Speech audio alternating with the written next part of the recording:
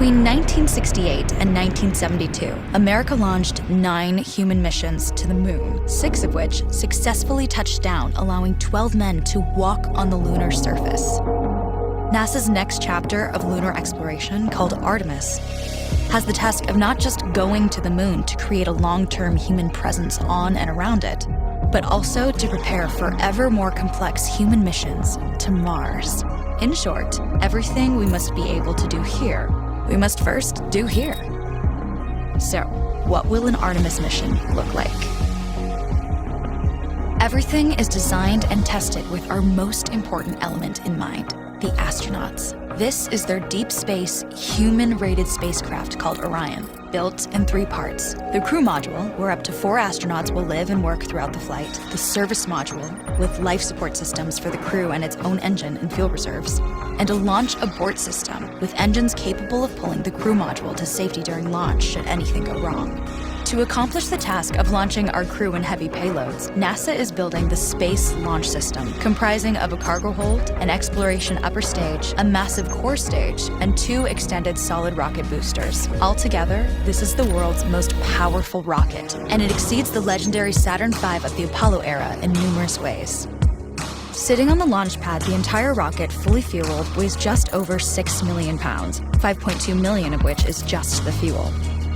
Once ignited, there is no stopping what comes next. All 4 RS-25 engines and the 2 solid rocket boosters come to life, thundering our crew upwards. 2 minutes after ignition, the solid rocket boosters are spent and released. 8 minutes after launch, the core stage is depleted and separated. The upper stage fires briefly, placing Orion into a parking orbit around the Earth. Here, the crew reconfigure the spacecraft and check systems to confirm everything is ready for deep space travel. With a go from mission control, the crew reignite the exploration upper stage engines to leave Earth entirely. The exact timing of this maneuver is critical to reach a speed that can escape Earth's gravitational pull, but also put Orion on a course that will intersect the moon days later. Once this burn is complete, the upper stage of the SLS is jettisoned and the crew aboard Orion coast for several days toward all that awaits them at the moon. Approaching the moon, we see the fundamental differences between Artemis and Apollo. Instead of requiring Orion to serve as an expendable lunar command module or to carry a constrained lunar lander, the Artemis missions will take advantage of a different approach: pre-staging. Everything needed for lunar missions will be positioned in advance by commercial and international partners.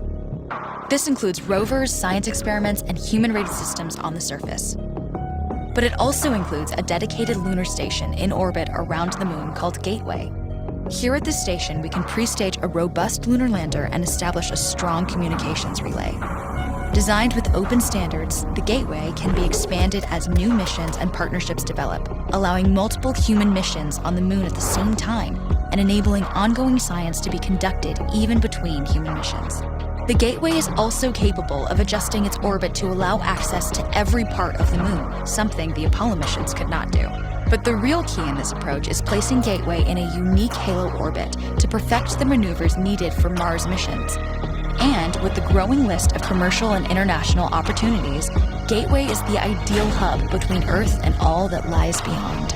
Returning to our crew as they approach Gateway, the Orion must match the elliptical orbit of the station in order to successfully dock.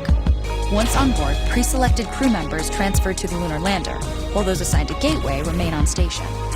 The lunar lander system itself is built for 3 unique steps: descending from the halo orbit of Gateway down to a low lunar orbit, descending from low lunar orbit to the surface, and once the lunar mission is complete, launching from the surface of the moon and ascending all the way back to the orbiting Gateway. Gateway, the crew fire their engine once to break out of the halo orbit, and once again to sling the spacecraft around the moon, placing it on a multi-day trajectory back towards Earth. As they near the end of this journey, the service module is released, and the crew module is oriented heat shield first. Entering Earth's atmosphere at 25,000 miles per hour, the friction of air slows Orion considerably, while also subjecting it to temperatures of 5,000 degrees. With the Orion now at just 300 miles per hour, a series of parachutes uniquely tested and produced for this moment deploy, decelerating the craft to just 20 miles per hour for splashdown. With each successful mission, Artemis ushers in the next wave of men and women to explore our moon and prove that together we are ready to go beyond.